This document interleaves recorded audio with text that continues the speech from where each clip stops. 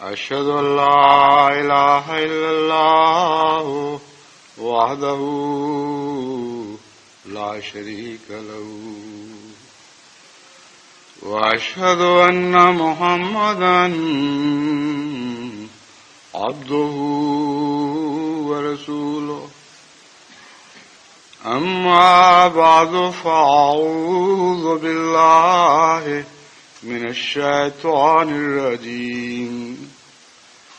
بسم الله الرحمن الرحيم الحمد لله رب العالمين الرحمن الرحيم مالك يوم الدين إياك نعبد وإياك نستعين اهدنا الصراط المستقيم صراط الذين أنعمت عليهم غير المغضوب عليهم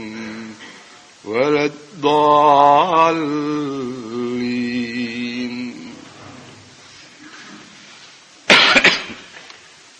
اللہ تعالیٰ کے فضل کے ساتھ جلسہ سالانہ UK کے دن اب تھوڑے باقی رہ گئے ہیں، یعنی جلسہ سالانہ اتنا قریب آ چکا ہے کہ اب صرف ایک ہفتہ باقی ہے. جہاں تک انتظامات کا تعلق ہے، مکرم چودھری ہدایت اللہ صاحب بنگوی جو مستقل افسر جلسہ سالانہ ہیں، وہ خدا کے فضل سے سارا سال ہی تمام امکانی تقاضوں کو پیش نظر رکھتے ہوئے تیاری کرتے رہتے ہیں، اور جیسا کہ قادیان اور ربوہ میں دستور تھا ویسے ہی یہاں بھی نظام قائم ہو چکا ہے، اور اسی طرح جرمنی کی جماعت میں بھی خدا کے فضل سے اسی طرح کا ایک بہت پختہ نظام قائم ہو چکا ہے. اور جلسہ سالانہ اب ایک جگہ نہیں بلکہ قادیان کی روایات کے مطابق اس وقت تقریباً 20-25 مختلف ممالک میں منعقد کیا جاتا ہے. تو جہاں تک جلسہ سالانہ UK کا تعلق ہے، اس کی طرف واپس آتے ہوئے میں آپ کو بتانا چاہتا تھا کہ تمام انتظامات جن کا لمبی تیاری سے تعلق ہے وہ تو خدا کے فضل سے مکمل ہو چکے ہیں، اور قریب کی تیاری کے بھی اکثر انتظامات نہ صرف مکمل ہو چکے ہیں بلکہ بہت سے کارکن یہاں پہنچ کر اپنے اپنے شعبے کو سنبھال بھی چکے ہیں. مثلا ہمارا مواصلات کا شعبہ ہے یا لاؤڈ سپیکر ویڈیو وغیرہ کا شعبہ ہے، اس کے والنٹیئر رضاکار جو باہر سے تشریف لاتے ہیں پاکستان سے وہ پہنچ گئے ہیں، جو مقامی ہیں وہ بھی تیاری کر چکے ہیں، اور جو میں نے آج صبح اسلام آباد UK کی رپورٹ منگوائی تو پتہ چلا کہ اکثر خیمے بھی نصب ہو چکے ہیں. ایک حصہ انتظامات کا وہ ہے جس کے لیے کارکن آخری وقت پہ مہیا ہوتے ہیں، اور عموماً معاونین اور بعض دفعہ ان سے اوپر کے افسران بھی چونکہ لمبا عرصہ رخصت نہیں لے سکتے اس لیے بہت قریب وقت پہنچتے ہیں. قادیان اور ربوہ میں تو یہ دستور ہوا کرتا تھا کہ ان کی جو ڈیوٹی شیٹ ہے وہ لمبے عرصہ پہلے چھپ جایا کرتی تھی، اور ایک ریہرسل کر کے ان کی حاضری کا پہلے جائزہ لیا جاتا تھا. مگر وہاں چونکہ اسکول بھی اور کالج بھی اور دفتر بھی سب جماعت کے اپنے نظام کے تابع ہوا کرتے تھے، اس لیے کوئی دقت نہیں تھی. انگلستان جیسی جماعت میں اور اسی طرح دوسری مغربی ممالک کی جماعتوں میں رخصتیں حاصل کرنے کی دقت اور اسکول کے اوقات کا فرق، یہ ساری چیزیں کارکنوں کے لیے دقتیں پیدا کرتی ہیں اور اسی وجہ سے کسی حد تک نظام کے لیے بھی دقت پیدا ہو جاتی ہے۔ چنانچہ آج صبح ایک شعبے کے انچارج نے مجھ سے ذکر کیا کہ جہاں تک ہمارے انتظامات کا تعلق ہے ہم پوری طرح تیار بیٹھے ہیں اور اب صرف معاونین کا انتظار ہے۔ اس سلسلے میں پہلی نصیحت تو یہ ہے کہ افسر صاحب جلسہ یہاں کے مقامی جتنے بھی معاونین ہیں ان کو ابھی سے جماعتوں کے ذریعے مطلع کر دیں کہ کب ان کے آنے کی توقع کی جاتی ہے اور کہاں آ کر کس کو رپورٹ کریں، تاکہ معاونین کی رپورٹ کا بھی ایک الگ نظام ساتھ ساتھ جاری ہو جو پہلے یہاں جاری نہیں ہو سکا۔ ربوہ اور قادیان میں تو خدا کے فضل سے یہ بڑے لمبے عرصے سے جاری ہے، اور حاضری معاونین کی بھی الگ رپورٹ پہنچا کرتی تھی۔ جب ہم جلسے کے کام کیا کرتے تھے تو اس وقت ہمیشہ باقاعدگی سے خلیفۃ المسیح کی خدمت میں یہ رپورٹ بھیجا کرتے تھے کہ کتنے، یعنی افسر جلسہ کے نظام کی طرف سے، کہ کتنے معاونین حاضر ہیں، کتنی کمی ہے۔ اور یہ شعبہ اپنے معاونین پر نظر رکھتے ہوئے پھر ہنگامی معاونین مہیا کرنے کا بھی ذمہ دار ہوتا ہے۔ یہ بات سب کو پیش نظر رکھنی چاہیے کہ اگر کوئی کارکنوں کے سلسلے میں دقت محسوس کرتا ہے تو اس کو فوری طور پر اس شعبے سے رابطہ کرنا چاہیے، اور اس شعبے کا کام ہے کہ دوسرے معاونین مہیا کریں۔ چنانچہ ایسے بارہا مواقع پیش آ چکے ہیں قادیان میں بھی اور ربوہ میں بھی، جبکہ کسی خاص شعبے کو غیر معمولی طور پر زائد کارکنان کی ضرورت پیش آئی۔ ہمارے لنگر خانے میں جب میں کام کیا کرتا تھا، لنگر خانوں میں، مجھے یاد ہے بعض دفعہ بریک ڈاؤن ہو جاتے تھے، اچانک بارش آ گئی اور خیمے اڑ گئے، جس کی وجہ سے غیر معمولی طور پر بہت زیادہ کارکنوں کی ضرورت پیش آتی تھی۔ بعض وہ پراتیں الٹا کر کے نان بائیوں کے اوپر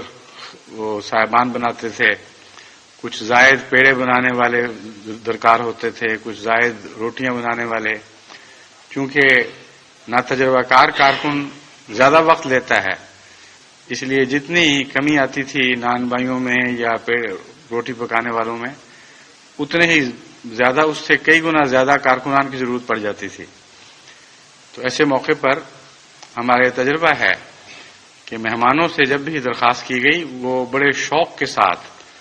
اور بڑے ولولے کے ساتھ پیش ہوئے ہیں، اور بعض دفعہ مقامی کارکنان سے بھی آگے بڑھ گئے۔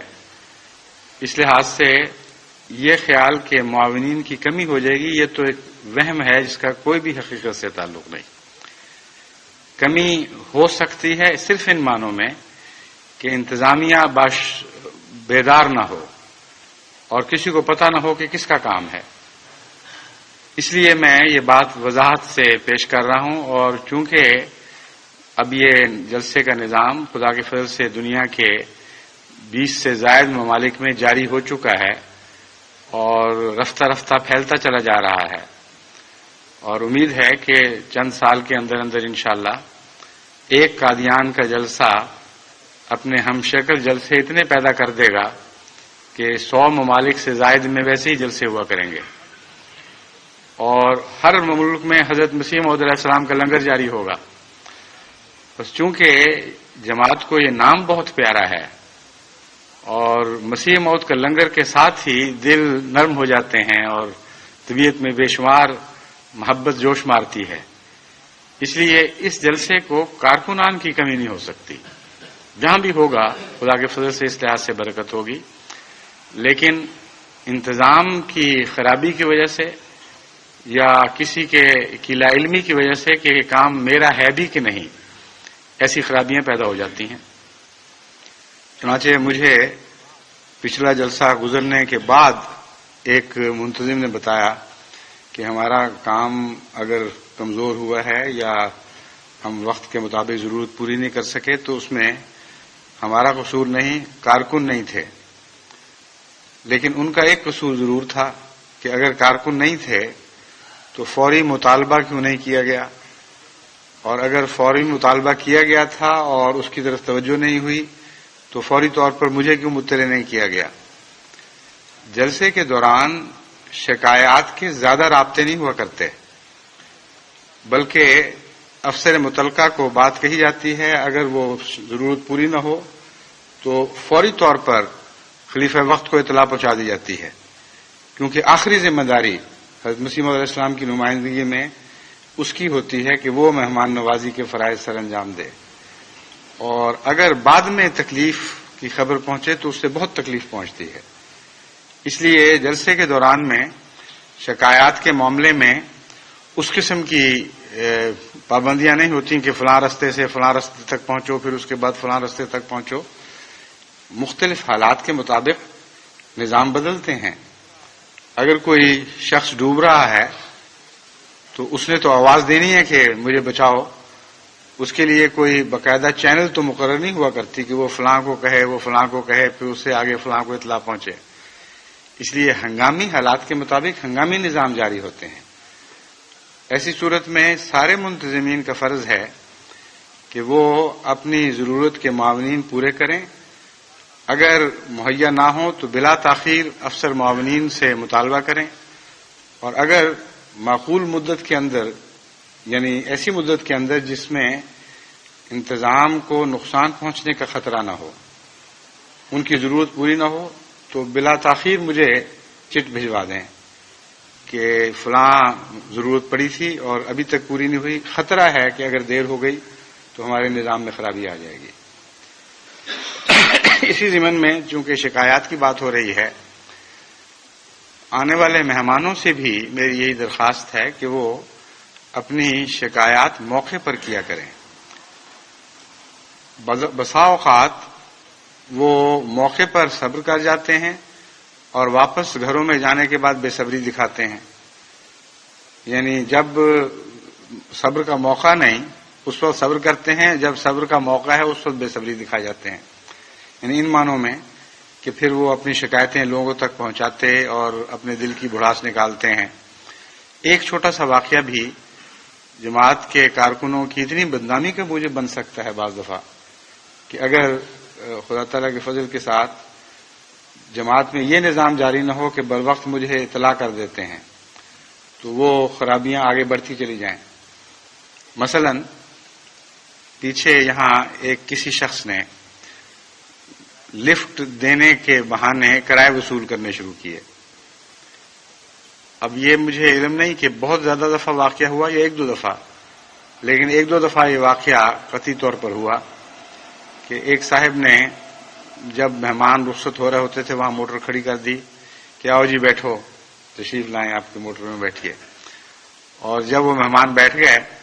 تو ہر ایک سے اترتے وقت 10-10 پاؤنڈ وصول کرنے شروع کر دیے۔ اب وہ اس قسم کی مشکل صورتحال پیدا ہو جاتی ہے کہ جس سے مطالبہ کیا جائے وہ بیچارہ پھر دینے پر مجبور ہو جاتا ہے۔ اب ایسے موقع پر ضروری تھا کہ فوری طور پر اس کی اطلاع مجھے بھجوائی جاتی۔ پرائیویٹ سیکرٹری ہر وقت مہیا رہتا ہے، اور بہت سارے رستے ایسے ہیں جن کے ذریعے بلا تاخیر اطلاع بھجوائی جا سکتی ہے، اس کی روک تھام کی جاتی۔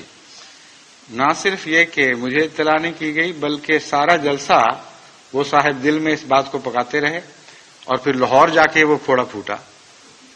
اور پھر سب جگہ بدنامیاں شروع ہو گئیں کہ جی یو کے کی جماعت تو ایسی ہے۔ حالانکہ یو کے کی جماعت ایسی نہیں ہے، بڑی مخلص جماعت ہے، غیر معمولی قربانی کرنے والی ہے۔ جتنے مہمان نوازی کے سامان یہاں مہیا ہیں وہ اس سے بہت زیادہ ربوہ والوں کو یا پاکستان یا ہندوستان کے لوگوں کو مہیا ہوتے ہیں، کیونکہ یہاں رہن سہن کا طریقہ اور ہے۔ ٹوائلٹ ایک ہے سارے گھر میں یا دو بھی ہوں تو پھر بھی بمشکل گھر کی ضرورت پوری کرتے ہیں۔ تو ایسی جگہوں پر جب مہمانوں کا بوجھ پڑتا ہے، پھر نوکر کوئی نہیں، نوکر کا نظام کوئی نہیں ہے، گھر والوں کو غیر معمولی محنت کرنی پڑتی ہے۔ یہ سارے کام جو یو کے نے گزشتہ بہت سے سالوں سے بڑی ذمہ داری اور بڑی وفا اور بڑی محبت کے ساتھ سر انجام دیے ہیں، یہ ایک طرف، اور ایک ڈھنڈورا پیٹنے والا ایک طرف، جو جس مجلس میں بیٹھا اس نے کہہ دیا کہ جی یو کے کی جماعت وہ تو مہمانوں کو بٹھاتے ہیں اور پیسے چارج کرتے ہیں. تو بڑا ظلم ہے جب مجھے، چونکہ جماعت میں یہ نظام بھی ساتھ جاری ہے کہ خطوں میں مجھ سے ساری باتیں کرتے رہتے ہیں، اور خدا کے فضل سے چونکہ مجھے کثرت سے روزانہ خط پڑھنے کی توفیق ملتی ہے، اس لیے دنیا کے کونے کونے میں جو باتیں ہو رہی ہیں ان کی اطلاعیں پہنچ رہی ہوتی ہیں. تو جب لاہور سے مجھے کسی نے بتایا کہ فلاں شخص نے مجھ سے یہ بات کی ہے، تو فوری طور پر میں نے وہاں کے نظام کو بھی جھنجھوڑا اور یہاں بھی تحقیق کی. تو پتہ چلا کہ واقعہ ہوا تو تھا، لیکن ایک انفرادی واقعہ ہوا ہے، اس کی وجہ سے جماعت کو بدنام کرنے کا حق کوئی نہیں. اسی طرح بعض دفعہ روٹی کے متعلق شکایت پیدا ہو جاتی ہے، اور ہمیشہ سے ہوتی ہے، کیونکہ اتنے بڑے مہمانوں کے لیے ہمارے مزاج کی روٹی پکانا کوئی آسان کام نہیں ہے، اور انتظامات میں بریک ڈاؤنز بھی ہو جاتے ہیں، یہ تو کوئی ایسی بات نہیں ہے. لیکن بعض دفعہ اتفاقی حادثہ نہیں بلکہ مسلسل ایک چیز خراب بن رہی ہوتی ہے. مثلا کچی اتر رہی ہے تو کچی اترتی چلی جا رہی ہے، یا جل رہی ہے تو جلتی چلی جا رہی ہے. ایسے موقع پر اگر بروقت اطلاع نہ دی جائے تو بہت نقصان ہوتا ہے، یعنی خدا رزق کا بھی نقصان اور لوگوں کے معدوں کا بھی نقصان اور مزاج کا بھی نقصان، اور پھر باتوں کی وجہ سے اور روحانی لحاظ سے بھی نقصان پہنچ جاتے ہیں. اس لیے اس دفعہ ایک شکایات کا دفتر اس رنگ میں کھولنا چاہیے کہ جس میں ہر شاکی اپنی شکایت بلا تاخیر ڈال دے، اور اسی رات یا اگر افسر شکایات جو بھی مقرر ہو وہ یہ ضروری سمجھے کہ یہ اس نوعیت کی شکایت ہے کہ فوری طور پر مجھے اس کی اطلاع ملنی چاہیے، مجھے فوری اطلاع دے، ورنہ رات کو جو دستور ہے کہ سارا دن کی شکایتیں اکٹھی ہو کر پھر شام کو پہنچیں.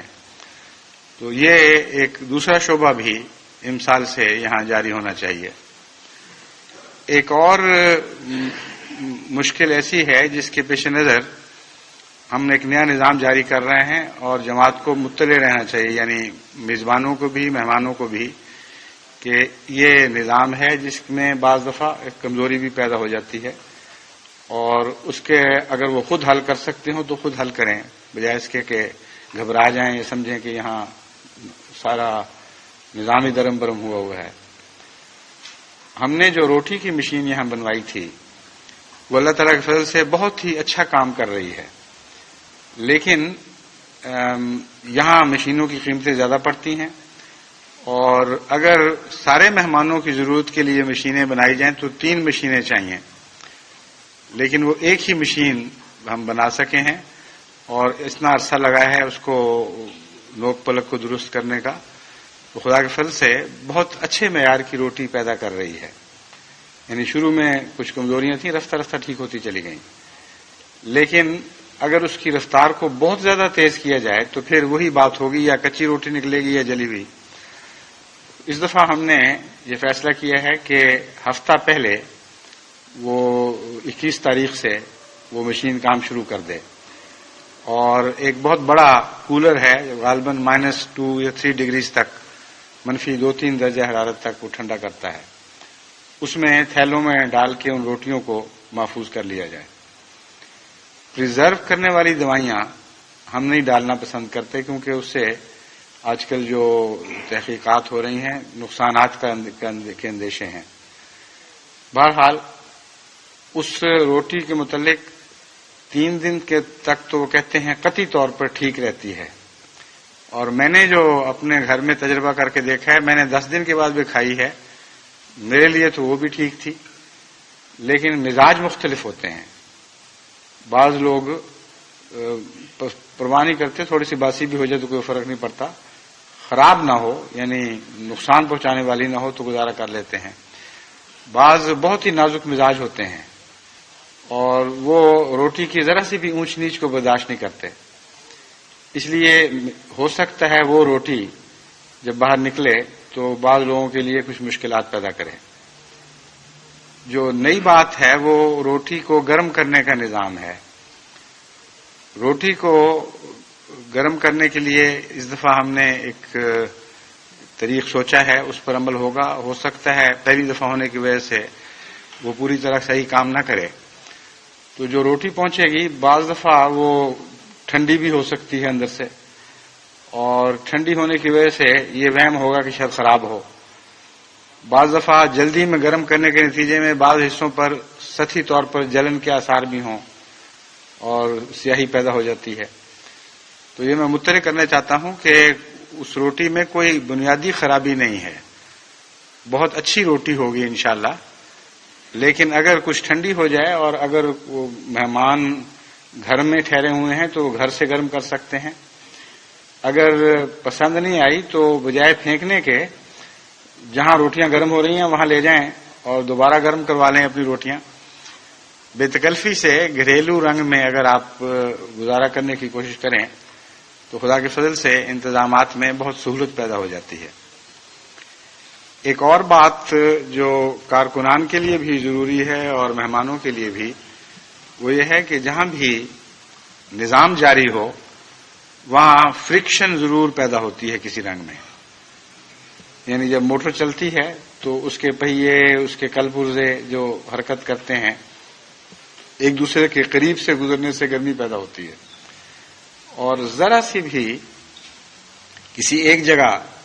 خرابی پیدا ہو تو ایک پرزے کا دوسرے پر جھکاؤ بہت تیز گرمی پیدا کرتا ہے، پھر یعنی وہ رگڑنے لگ جاتے ہیں۔ اس نظام کا بالکل اسی طرح انسانی نظام سے بھی تعلق ہے۔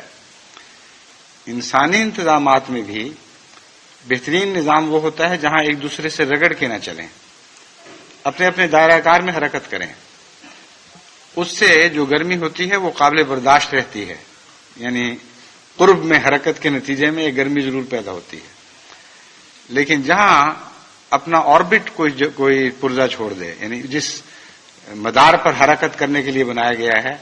اس مدار سے ذرا سا بھی ہٹ جائے تو اس سے پھر گرمی پیدا ہوتی ہے، اور یہ گرمی اگر اس کا پہلے سے ہی انتظام نہ کیا جائے اور پیش بندیاں نہ کی جائیں تو اچانک سارے نظام کو بھی خراب کر سکتی ہے۔ اور موٹر وغیرہ میں یا جو جدید مشینیں ہیں ان میں لوبریکیشن کا نظام ہے جو یہ پیش بندیاں کرتا ہے اور روزمرہ کی عام گرمی کو بھی کم سے کم درجے پر رکھتا ہے۔ انجن آپ دیکھیں ذرا سا سٹارٹ کر کے گرم تو ضرور ہوگا، لیکن چونکہ لوبریکیشن ہو رہی ہوتی ہے اس لیے وہ گرمی خطرہ پیدا نہیں کرتی۔ لوبریکیشن انسانی نظام میں اخلاق سے ملتی ہے۔ جتنے اعلیٰ درجے کے اخلاق ہوں کارکنان کے اتنا ہی زیادہ نظام لوبریکیشن کے ساتھ چلتا ہے، اور اگر کسی پرزے کا جھکاؤ ہو کر ٹکر بھی دوسری طرف لگ جائے تو یہ لوبریکیشن ہے جو اس کو بچا لیتی ہے اور بعض دفعہ پیچھے دھکیل دیتی ہے۔ جماعت احمدیہ کی روایات میں اس پہلو سے اخلاق کو بہت بڑا مقام حاصل رہا ہے، اور ساری دنیا جو حیرت سے دیکھتی ہے کہ جماعت کا اتنا بڑا نظام کیسے چل رہا ہے، اس کی بنیادی وجہ یہ ہے کہ خدا کے فضل سے جماعت کے کارکنان اعلیٰ اخلاق کے حامل ہوتے ہیں، اور جہاں کہیں گرمی پیدا ہونے کے خطرات ہوتے ہیں وہاں اگر ایک سے غلطی ہوئی ہے تو دوسرا اپنے حسن خلق کے نتیجے میں اس معاملے کو سنبھال لیتا ہے۔ بعض دفعہ ایک مہمان تیز مزاج آ جاتا ہے، بعض دفعہ ایک میزبان تنقید برداشت نہیں کر سکتا، اور اگر بدقسمتی سے دونوں اکٹھے ہو جائیں تو پھر ہنگامہ برپا ہو جاتا ہے۔ باوجود اس کے کہ اللہ کے تعالیٰ کے فضل سے جماعت احمدیہ میں بہت شاذ ایسے واقعات ہوتے ہیں، لیکن ہم نے دیکھے ہیں۔ ایک دفعہ ربوہ میں ایک چاول کھانے والے مہمان تھے، ان کے لیے چاول نہیں تھے، انہوں نے کہا ہم ابھی پکا دیتے ہیں۔ انہوں نے اتنا شور مچایا کہ جو پکانے والے تھے وہ بھی اسی مزاج کے تھے، خوب گرما گرم بحث ہوئی، اور یوں لگتا تھا کہ خوفناک لڑائی پھیل جائے گی سارے علاقے میں۔ جا کے میں نے دیکھا تو شور سن کے لنگر سے باہر آیا، وہ دونوں میرا لحاظ کرتے تھے، پیار سے ان کو سمجھایا تو ہنس پڑے، بات ہی ختم ہو گئی وہیں۔ تو ایک ہنسی سے بعض دفعہ بڑے بڑے خراب نتائج جو نکل سکتے ہیں وہ ان کی روک تھام ہو جاتی ہے۔ اس لیے آپ حسن خلق سے بھی کام لیں، اور جہاں مزاح سے فائدہ پہنچ سکے وہاں مزاح سے کام لیں۔ یہ بڑی ضروری چیز ہے. مزاح زندگی کا ایک بڑا اہم حصہ ہے. ایک تو ہے ایسا مزاح جس کو لوگ کہتے ہیں کہ بھانڈ ہو گیا کوئی شخص، جس کو عادت ہو دن رات سوائے مزاح کے کام ہی کوئی نہ ہو، اس کو لوگ کہتے ہیں بھانڈ بن گیا ہے. وہ مزاح میں نہیں کہہ رہا، لیکن وہ مزاح جو زندگی کی خشکیوں میں تری پیدا کرنے والا ہے، جو روزمرہ کی یکسانیت کو دور کرتا ہے اور ایک زندگی میں ایک فراخی اور روانی پیدا کرتا ہے، وہ مزاح بہت ضروری ہے. اور بعض دفعہ غصوں کو ختم کرنے کے لیے مزاح بہت کام دیتا ہے. بعض ایسی بچے ایسی حرکت کر دیتے ہیں، بعض دفعہ کے ماں باپ کو ہنسی آ جاتی ہے. خواہ کتنا ہی غصہ ہو، وہ ان سے پھر وہ ہنسی برداشت نہیں ہوتی، اور ہنسی برداشت نہ ہونے کے معاملے میں چھوٹے بڑے ادنا اعلیٰ سب برابر ہوتے ہیں. بعض دفعہ میں نے دیکھا ہے کہ اگر وفات کا موقع بھی ہو اور سوگ پر لوگ بیٹھے ہوں، اگر کوئی ایسی حرکت کسی سے سرزد ہو جائے جو مزاحیہ ہو، تو اس وقت بھی ہنسی برداشت نہیں ہوتی. ایک دفعہ قادیان میں مجھے یاد ہے ہم بھائیوں سے کوئی غلطی ہو گئی. غالباً جہاں تک مجھے یاد پڑتا ہے یہ تھی کہ ہمیں پتہ نہیں لگا تھا کہ حضرت مسلم موعود نماز پہ چلے گئے ہیں، اور ہم کھیلتے رہے، اور جب وہ واپس نکلے تو اس وقت ہمیں سمجھ آئی کہ وہ ہم پکڑے گئے اور غلطی ہو گئی. بہرحال لائن لگوا دی حضرت مسلم موعود نے، اور سب کو سزا دینی تھی. اب ہمیں پتہ نہیں کیا سزا دینی تھی، مگر بڑے غصے میں تھے کہ تم نے یہ کیا حرکت کی ہے، نماز ہو رہی تھی اور تم سے ہم کھیل رہے تھے. تو ہمارے ایک بھائی، جن کا نام لینا اس وقت مناسب نہیں، ان کی شکل اس قسم کی بن گئی اس وقت خوف سے اور چہرہ بھی موٹا تھا، تو وہ ذرا سا منہ کانپتا تھا تو ایک کلا نیچے ہو جاتا تھا، ایک اوپر ہو جاتا تھا. تو وہ حضرت مسلم موعود کی سینس آف ہیومر یعنی مزاح کا ذوق جو تھا وہ بہت اعلیٰ اور لطیف تھا. تو آپ کی اس پہ نظر جو پڑی تو ہنسی برداشت نہ ہوئی. پہلے تھوڑی سی اپنا پلو پگڑی کر رکھا منہ پر اور کوشش کی برداشت کرنے کی، اس کے بعد اس قدر کیا نکلا کہ وہ ہمیں اسی طرح چھوڑ کر آپ چلے گئے قصر خلافت کی طرف. تو ہنسی میں نے جیسا کہ بتایا ہے بعض دفعہ بڑے غصے پہ قابو پا لیتی ہے. تو اگر کوئی لطیف مزاح ہو تو وہ فائدہ بھی پہنچاتا ہے، لیکن بھونڈے مذاق سے بچنا، کیونکہ بھونڈا مذاق ہنستے ہوں کو بھی غصہ دلا دیا کرتا ہے اور ہر موقع کی بات ہوا کرتی ہے. اس لیے بھانڈ بنے سے کام نہیں بنتا، ذہانت کے ساتھ مذاق کا استعمال ہونا چاہیے. اس فن کو آپ حضرت مسیح موعود علیہ الصلوۃ والسلام کی کتب سے سیکھ سکتے ہیں، جہاں آپ نے مثلا وفات مسیح کے دلائل دیے ہیں،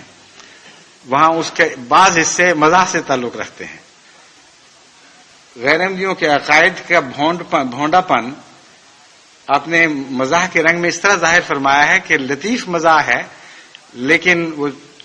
تھوڑی دیر پڑھنے کے بعد میرا خیال ہے مخالفین کو بھی ہنسی آ جاتی ہوگی. ایسا لغو عقیدہ ہے کہ وہ اس کو اگر کھول کر اس رنگ میں بیان کیا جائے جیسے کہ حضرت مسیح موعود علیہ السلام نے بسا اوقات بیان فرمایا ہے، تو انسان ہنسی کے بغیر رہ نہیں سکتا، اور جس کو ہنسی آ جائے وہ پھر اس کی ضد بھی ٹوٹ جاتی ہے. چنانچہ حضرت مسیح موعود علیہ السلام نے مناظروں میں بھی اس فن کو نہایت ہی عمدگی اور پاکیزگی کے ساتھ استعمال کیا ہے. تو آپ بھی بحیثیت کارکن اپنی مجلسوں میں جہاں تھکاوٹ دور کرنی ہو یا کسی کا غصہ ہٹانا ہو تو لطیف مزاح سے بے شک کام لیں، ٹینشن نہ پیدا کریں. یعنی اعصابی تناؤ،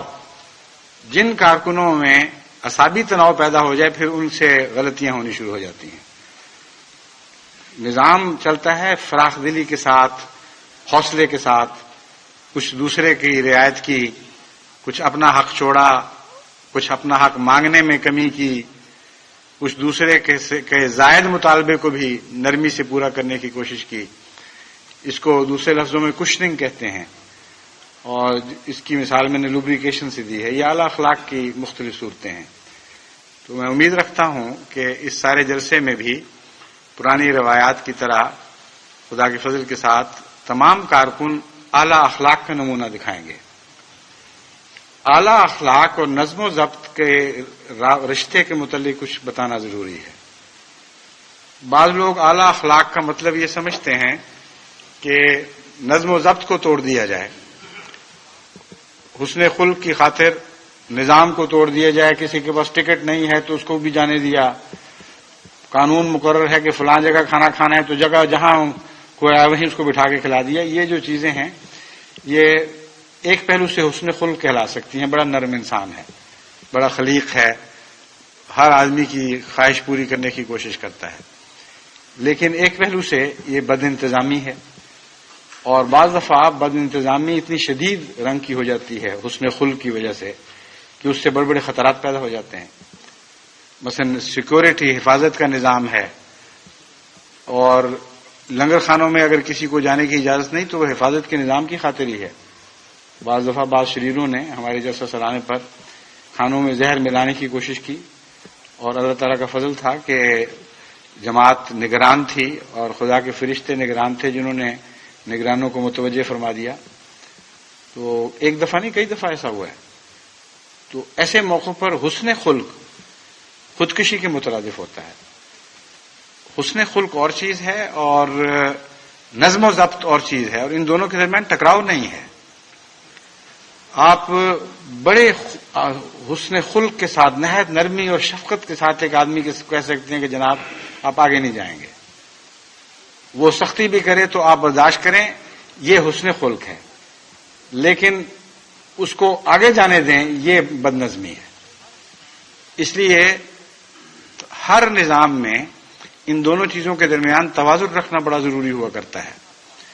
جو آپ کے فرائض ہیں آپ نے بہرحال ادا کرنے ہیں. جن فرائض میں تبدیلی کا آپ کو اختیار نہیں، وہاں اگر اپنے اخلاق کی وجہ سے آپ تبدیلی کرتے ہیں تو مجرم بنتے ہیں. اپنے دائرہ کار کے اندر رہتے ہوئے جتنی نرمی، جتنا لطف و عنایت دکھا سکتے ہیں ضرور دکھائیں، مگر دائرہ کار کو پھلانگنے کی اجازت نہیں ہے. بعض دفعہ لوگ اپنے غیر احمدیہ سے مہمان کو لے آتے ہیں جس کے پاس ٹکٹ نہیں ہے. اب اس سے کئی طرح سے باتیں ہو سکتی ہیں. ایک دفعہ ایک سختی سے بھی کہا جا سکتا ہے کہ ہرگز نہیں ہم جانے دیں گے. اس کے سامنے بھی کہا جا سکتا ہے جس سے دونوں کی دل شکنی ہو، اور حسن خلق سے اس کو یہ کہا جا سکتا ہے کہ ایک منٹ کے لیے مجھ سے علیحدگی میں تھوڑی سی بات سنیں، دوسرے کو نظر میں رکھتے ہوئے، بہت دور جانے کی بھی ضرورت نہیں. اس سے کہیں کہ یہ ہمارا نظام ہے اور سارے جماعت کے مفاد میں یہ نظام ہے، اس لیے آپ مہربانی فرما کر کسی بہانے سے ان کو ذرا تھوڑی دیر ٹالیں، اور یہ طریق ہے جس سے اجازت مل سکتی ہے، اور فلاں نظام ہے جس کے پاس آپ کو جانے کی ضرورت پڑے گی. تو یہ طریقہ ہے سمجھانے کا. اگر اچھے طریقے سے سمجھایا جائے تو کوئی وجہ نہیں ہے کہ کوئی انسان بے وجہ برا مانے. لیکن اگر بدخلقی سے بات کریں گے تو اس سے یقیناً ٹھوکر لگتی ہے. پھر شکایتیں پہنچتی ہیں کہ فلاں ہم دوست کو لے کے آئے تھے، وہ بڑا ہی جماعت کے قریب آ چکا تھا، اور فلاں نے بد اخلاقی سے کام لیا اور وہ دور ہو گیا اور بھاگ گیا. ایسا ایک دفعہ ایک واقعہ پیش آیا جس میں واقعتاً منتظمین کی غلطی تھی. یعنی ایک ایسے شخص کو جس کے متعلق ان کو شبہ تھا کہ اس کے اوپر نظام کی طرف سے پکڑ آئی ہوئی ہے، اور وہ اس جلسے میں اپنے ساتھ بعض غیر مسلم مہمانوں کو لے کے آیا ہوا تھا، اور انہوں نے اپنی طرف سے مستعدی دکھاتے ہوئے اور یہ سمجھے کہ نظام کا یہ تقاضا ہے، جا کر بھری مجلس میں ان کو اٹھوا دیا. اب جو اندر داخل ہو چکا تھا اس وقت ان کا کام یہ تھا کہ افسر بالا کو بتاتے کہ فلاں صاحب بیٹھے ہوئے ہیں، کیا حکم ہے، اور اپنے ہاتھ میں اس فیصلے کو نہ لیتے. اور ویسے بھی جب ایک آدمی داخل ہو چکا ہے تو اس وقت اس کو اٹھانا اور بات ہے، اور جب نظام کی طرف سے ہدایت بھی کوئی نہیں ہے کہ چونکہ ایک شخص کو سزا ملی ہوئی ہے، ایک شخص سے چندہ نہیں لیا جا رہا، تو اس لیے اس کو جلسے میں بھی شامل نہ ہونے دیا جائے. ایسے فیصلے جو مبہم بنے رہیں، اس میں نظام کا تقاضا یہ نہیں ہے کہ آپ اپنی طرف سے خود فیصلہ کریں. اس میں نظام کا تقاضا یہ ہے کہ کچھ نظر رکھیں اور اس عرصے میں پیغام بھیج کر یا متعلقہ افسر کو مطلع کر کے اس سے رہنمائی حاصل کرنے کی کوشش کریں. اور افسر بالا کا بھی یہ کام ہے کہ وہ حسن خلق سے پیش آئے اور لوگوں کی ٹھوکر کا موجب نہ بنے۔ جماعت احمدیہ دل جیتنے کے لیے بنائی گئی ہے۔ اس بنیادی حقیقت کو تو کبھی فراموش نہیں کرنا چاہیے، اور نظام جماعت کی مطابقت میں اگر دل ٹوٹتے ہوں تو ہر کارکن کا فرض ہے کہ وہ اپنی جان پر زیادہ سے زیادہ تکلیف لے لے اور دل توڑنے سے گریز کرے، اور نظام کے تقاضے کو اس طرح سر انجام دے کہ اس کے دل کو بے شک تکلیف پہنچ رہی ہو، لیکن جس پر وہ نظام جاری کرنا ہے اس کو کم سے کم تکلیف پہنچے یا نہ پہنچے۔ یہ ایک سلیقہ ہے جو اللہ تعالیٰ کی طرف سے انعام کے طور پر بعض لوگوں کو ودیت ہوتا ہے اور بعض لوگوں کو سکھانا پڑتا ہے، لیکن اگر باشعور طور پر ہر انسان ان باتوں کو سمجھ کر اپنے مزاج کو ان چیزوں کے مطابق ڈھالنے کی کوشش کرے تو ناممکن نہیں ہے، آہستہ آہستہ تربیت سے لوگ سلجھ جاتے ہیں۔ بہرحال کوشش یہی کرنی چاہیے کہ آپ کسی کی ٹھوکر کا موجب نہ بنے اور دل شکنی کا موجب نہ بنے، اور اگر توازن اس طرح کا خطرناک ہو کہ ایک طرف کسی قسم کا خطرہ درپیش ہو اور دوسری طرف ٹھوکر کا مسئلہ ہو، تو یہ وہ صورتحال ہے جس کی فوری طور پر بالا افسر کو اطلاع کرنی ضروری ہے۔ یہی حل ہے، اور اس وقت تک اپنی نگرانی رکھیں جب تک آپ نگرانی رکھ سکتے ہیں۔ نظام کے جلسے سالانہ کے نظام کے متعلق ایک اور اہم بات جس کی طرف میں سال ہا سال سے اپنے نظام کو جہاں جہاں میں کام کرتا رہا ہوں ہمیشہ توجہ دلاتا رہا ہوں، اور بلکہ جہاں تک مجھے یاد ہے جب سے میں نظام جلسہ سے وابستہ ہوا ہوں، اس پہلو کی طرف جو میں بیان کرنے لگا ہوں ہمیشہ توجہ دلاتا رہا ہوں، اور وہ ہے نماز کا قیام۔ جس طرح میں نے ایک بنیادی بات آپ کے سامنے یہ رکھی کہ ہم دل جیتنے کے لیے آئے ہیں، لیکن سوال یہ ہے کہ دل کس کی خاطر، اپنے لیے یا کسی اور کے لیے؟ ہم خدا کی خاطر دل جیتنے کے لیے پیدا کیے گئے ہیں، اس لیے اگر دل خدا کی خاطر نہ رہیں تو پھر وہ جیتنے کا فائدہ کوئی نہیں، بالکل بے معنی اور لغو بات رہ جاتی ہے۔ اور خدا کی خاطر دل جیتنے کا مطلب یہ ہے کہ ہم بنی نوع انسان کو عبادت گزار بنانے کے لیے پیدا کیے گئے ہیں۔ وہ لوگ جو نظام کے بہانے نمازیں چھوڑ دیتے ہیں ان کے پاس اس کا کوئی جواز نہیں ہے۔ نماز کو اتنی اہمیت حاصل ہے کہ شدید جنگ کے دوران بھی حضرت اقدس محمد مصطفیٰ صلی اللہ علیہ وسلم سوائے اس کے کہ بالکل ناممکن بنا دیا گیا، اور وہ صرف ایک دفعہ ہوا، باقاعدہ نماز ادا کرتے تھے،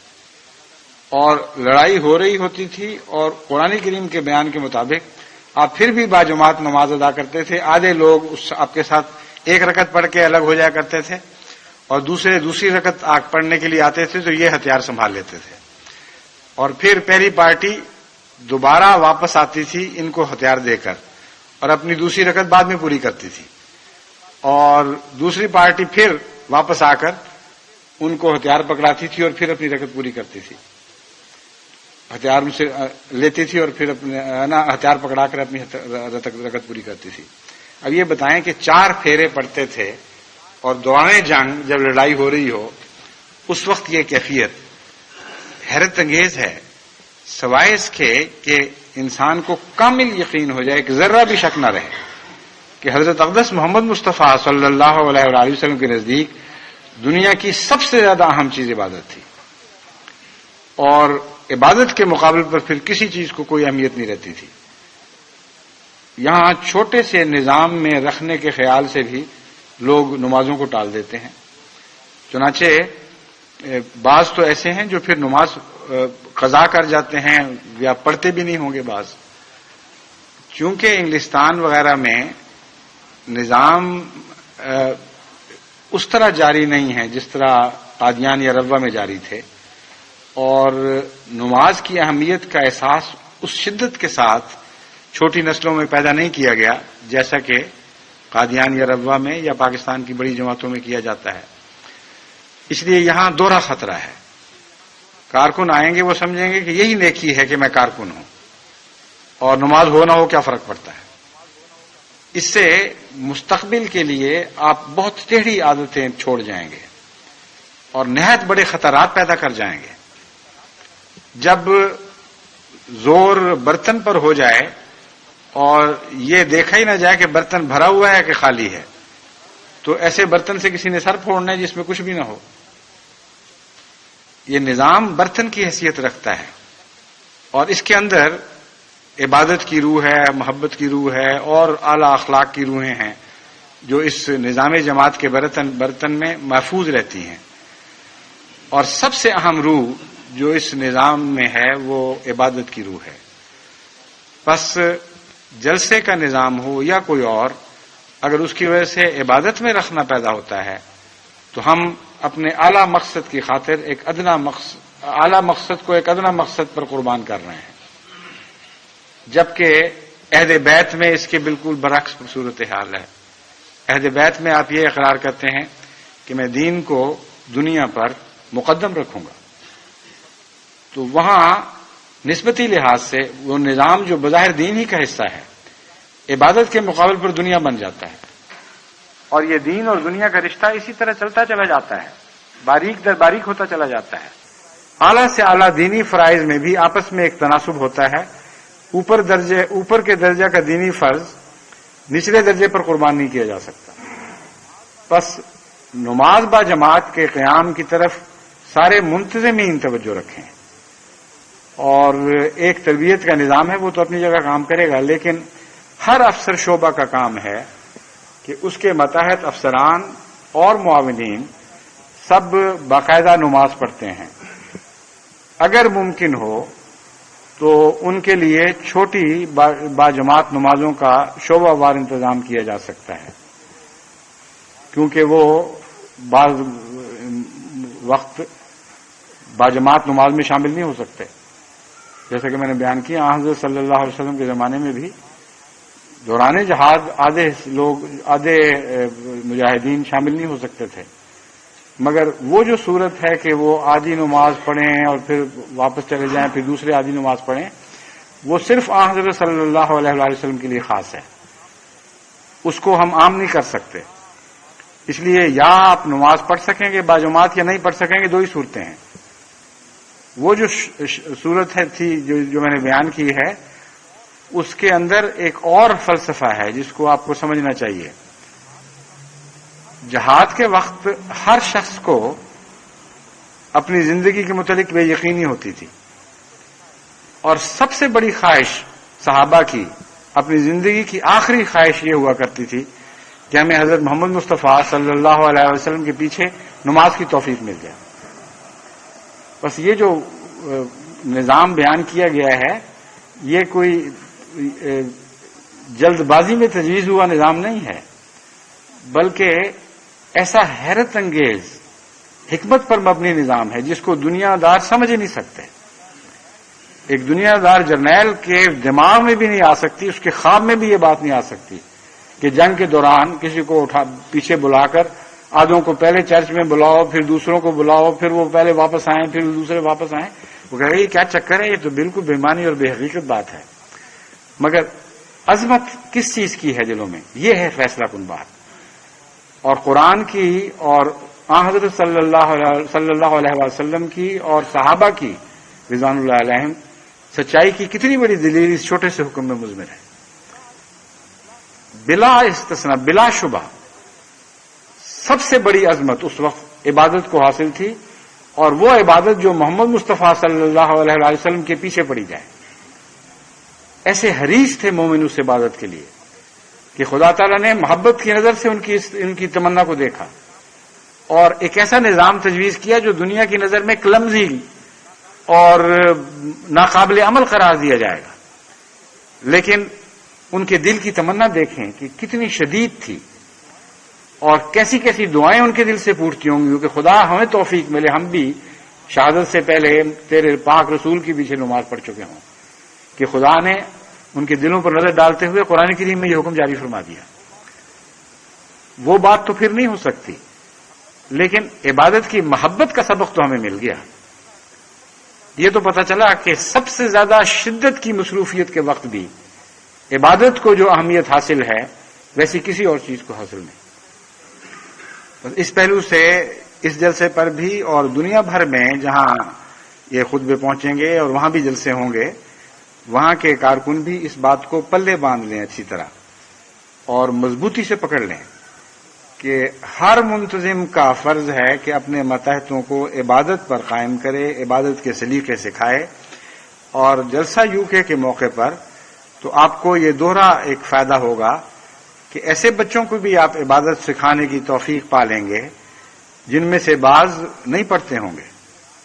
کیونکہ یہاں کی تربیت کے میں بہت سے خلا رہ گئے ہیں۔ 6 سال پہلے میں یہاں آیا تقریباً،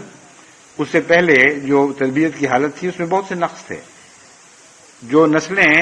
اس تربیت کے دوران پیدا ہوئی ہیں جب میں یہاں موجود رہا ہوں، ان کے اندر اور پہلی نسلوں میں بڑا فرق ہے۔ اس لیے خلا والی نسلیں بہت سی یہاں ملیں گی جن کے اندر جگہ جگہ تربیتی خلا موجود ہیں۔ جلسہ سالانہ کے موقع پر منتظمین کو خدا تعالیٰ یہ بہت بڑی سعادت بخشے گا کہ اگر وہ اپنے کارکنوں کو نماز سکھا دیں اور نماز کے ساتھ ان کے وضو پر بھی دھیان نظر رکھیں، چھوٹی چیزوں کا خیال کریں، وضو ٹھیک کرتے بھی ہیں کہ نہیں، اور نماز پڑھنے کا طریقہ بھی ٹھیک آتا ہے کہ نہیں، باریک نظر سے دیکھیں تو ان 3 4 5 بعض دفعہ 10 دنوں میں بعض کارکنوں کا عرصہ خدمت 10 دن تک پھیلا ہوگا، بعضوں کے شدید سے بھی زیادہ ہوگا۔ بہت اچھا موقع میسر آ سکتا ہے کہ نئے نوجوانوں کی، نئی نسلوں کی تربیت کی جا سکے۔ تربیت کے معاملے میں نے یہ کہا کہ باریک نظر سے، تفصیل سے دیکھیں، اور یہی بات انتظام کے معاملے میں بھی انتظام کے معاملے پر بھی چسپاں ہوتی ہے۔ اچھا منتظم وہی ہے جو حکم جاری کرنے کے بعد یا ہدایت دینے کے بعد آخری کنارے تک نظر رکھے اور نیچے اتر کر اس سطح پر، جس سطح جو آخری کام کی سطح ہے، وہاں دیکھے کہ کس طرح ہدایتیں پہنچی ہیں اور کس طرح وہاں کام ہو رہا ہے، اور پلاننگ کے وقت بھی باریک باریک امکانات کو اور احتمالات کو پیش نظر رکھے۔ ایسا ہی مربی دین میں کامیاب ہوتا ہے اور ایسا ہی منتظم دنیا میں کامیاب ہوتا ہے۔ حضرت اقدس محمد مصطفیٰ صلی اللہ علیہ وآلہ وسلم کی عادت تھی کہ ہمیشہ ہر حکم دینے کے بعد دوبارہ سنتے تھے، اور سننے کے بعد اگر اس کو ضرورت پڑتی تھی تو پھر دوبارہ بتاتے تھے اور پھر سنتے تھے، جب تک آپ کی یہ تسلی نہیں ہو جاتی تھی کہ سننے والے نے بات سمجھ لی ہے، اس وقت تک آپ اس کو رخصت کی اجازت نہیں دیتے تھے۔ میں نے دیکھا ہے کہ بہت سارے انتظامات میں خرابی کا باعث اس سنت سے غفلت بنتی ہے، یعنی جو کارکن اس سنت کو نہیں اپناتے وہ ایک پیغام دے دیتے ہیں اور پھر بے فکر ہو کے غافل ہو جاتے ہیں۔ جب کوئی نتیجہ نہ نکلے یا غلط نتیجہ نکلے اور ہم پوچھیں تو وہ کہتے ہیں جی ہم نے تو بتا دیا تھا اس کو۔ جب اس کو جس کا بھی جو بھی نام ہو اس کو بلایا جاتا ہے کہ جی تمہیں بتا دیا تھا اور پھر تم نے یہ حرکت کی، وہ کہتے ہیں جی مجھے انہوں نے یہ نہیں بتایا تھا، یہ بتایا تھا۔ اب اس میں جھوٹ سچ کا سوال نہیں ہے، سننے کے انداز مختلف ہیں، بتانے کے انداز مختلف ہیں۔ جب تک ان دونوں کا مزاج ہم آہنگ نہ ہو جائے اور اچھی طرح یہ بات واضح نہ ہو جائے کہ جو کہا گیا تھا وہ سمجھا بھی گیا ہے کہ نہیں، اس وقت تک دونوں میں سے کسی کا قصور بھی قرار نہیں دیا جا سکتا، یا یوں کہنا چاہیے کہ دونوں کا قصور ہے۔ مگر آن حضرت صلی اللہ علیہ وآلہ وسلم نے ذمہ داری سنانے والے پر ڈالی ہے، اسی لیے اپنی خدا کے حضور اسی رنگ میں ذمہ داری دیکھتے رہے، اور یہ وہ راز ہے آپ کی عظمت کا۔ جو شخص کسی کی جواب طلبی کرنے والا ہو، اگر وہ اپنی جواب دہی کی طرف متوجہ نہیں ہوتا اور اس فکر میں غلطان نہیں رہتا تو وہ حقیقت میں جواب طلبی کی بھی اہلیت نہیں پاتا، اور ایسی خرابیاں اس کے نظام میں لازماً ہوں گی جس کے نتیجے میں جو بات اس کے سپرد کی گئی ہے آگے صحیح رنگ میں پہنچے گی نہیں۔ حضرت صلی اللہ علیہ وآلہ وسلم کا طریق تھا کہ بات بیان فرماتے، پھر یہ بھی فرمایا کرتے کہ جو حاضر ہے وہ غائب تک یہ بات پہنچائے، اور پھر خود آخری عمر میں تمام سب سے بڑے مجمع میں مخاطب کر کے، جو حجۃ الوداع کا موقع تھا اس وقت، آپ نے فرمایا کہ بتاؤ، گواہی دو کہ خدا نے جو مجھے پیغام دیا تھا میں نے تم تک پہنچا دیا، گواہی دو کہ جو خدا نے مجھے پیغام دیا تھا میں نے تم تک پہنچا دیا۔ اور وہ لاکھوں کا مجمع بتایا جاتا ہے، اس سارے مجمع نے یک زبان ہو کے گواہی دی۔ آپ کو ان کی گواہی کی ضرورت نہیں تھی، کیونکہ آپ ان پر گواہ تھے، لیکن اپنے دل کی ایک خواہش پوری کرنے کے لیے کہ خدا کے سامنے میں جواب دوں، میرے سامنے یہ لاکھوں خدا کے بندے گواہ ٹھہر جائیں کہ ہاں میں نے حق ادا کر دیا۔ تو اچھا منتظم، خواہ مذہبی ہو یا غیر مذہبی ہو، اس کو حضرت اقدس محمد مصطفیٰ صلی اللہ علیہ وآلہ وسلم کی سنت پر چلے بغیر چارہ ہی کوئی نہیں، چاہے نہ چاہے اسے سنت پر عمل کرنا ہی ہوگا، اور جہاں نہیں کرے گا وہاں نقصان اٹھائے گا۔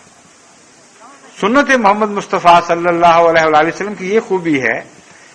کہ اس کے اکثر حصے ایسے ہیں جس میں منکرین کے لیے بھی سوائے سنت پر چلے چارہ نہیں ہے، نہیں چلیں گے تو مار کھائیں گے۔ اس لیے جو غلام ہیں، جو عاشق ہیں، جنہوں نے دنیا کو اس غلامی کے رنگ سکھانے ہیں، ان کے لیے تو بہت ہی ضروری ہے کہ حضرت صلی اللہ علیہ وآلہ وسلم کی سنت کو بڑی باریک نظر سے دیکھیں اور اپنی جان پر اس کو جاری کریں، اپنے دل سے چمٹا کے بیٹھ جائیں، اور پھر اس سے استفادہ کر کے نیک نمونے دنیا میں ظاہر کریں،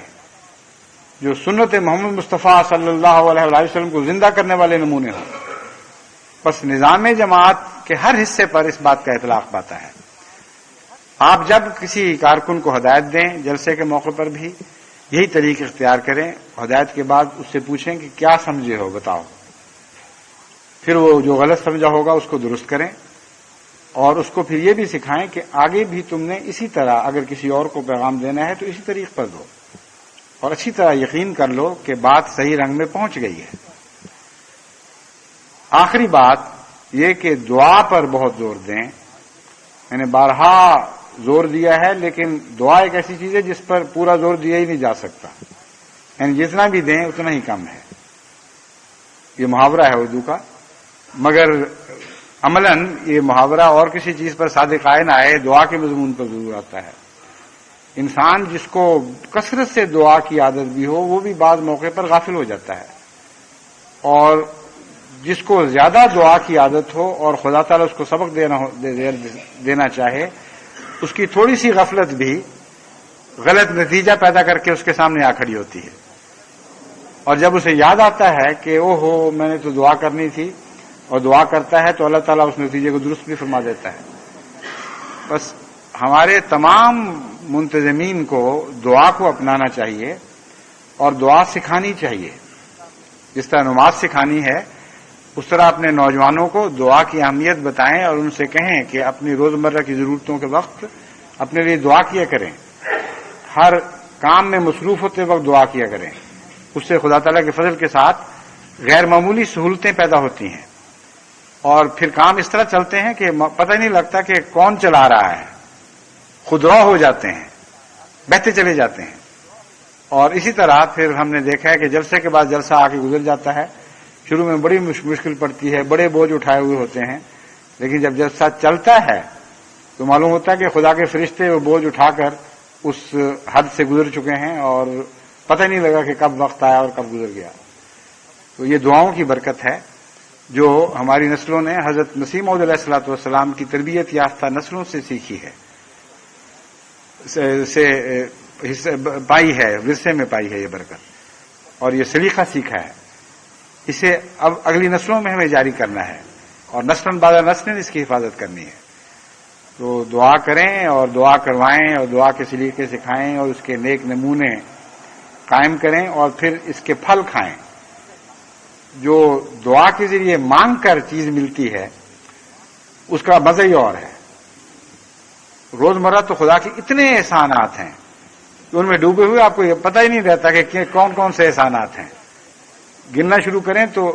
ایک دن کے احسانات مہینوں میں نہیں گن سکتے،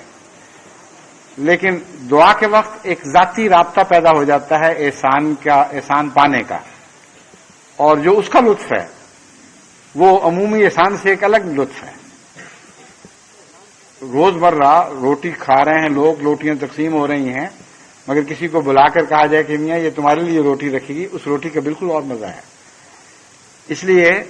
دعا کے ذریعے وہ لذت حاصل کریں اور اپنے رب سے وہ تعلق پیدا کریں جس کے نتیجے میں آپ کو بھی خدا کی طرف سے تھوڑا تھوڑا مائدہ ملنا شروع ہو جائے، کچھ رزق براہ راست آپ کے حصے میں آئے، اور اس کی وجہ سے پھر مستقل ہماری آئندہ نسلوں کی حفاظت ہو جائے گی۔ اللہ تعالیٰ ہمیں اس کی توفیق عطا فرمائے۔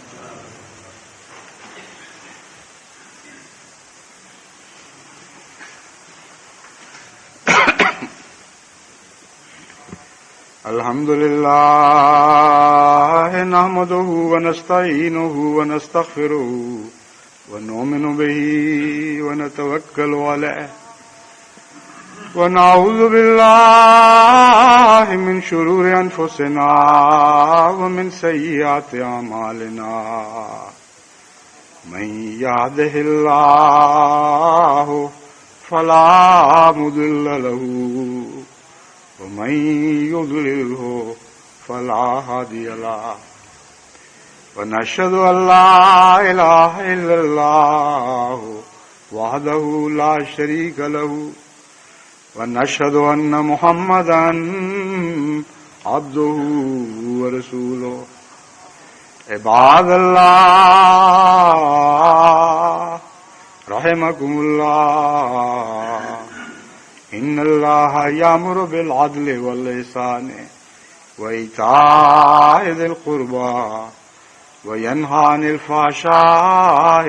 والمنکر والبغی یعظکم لعلکم تذکرون اذکروا اللہ یذکرکم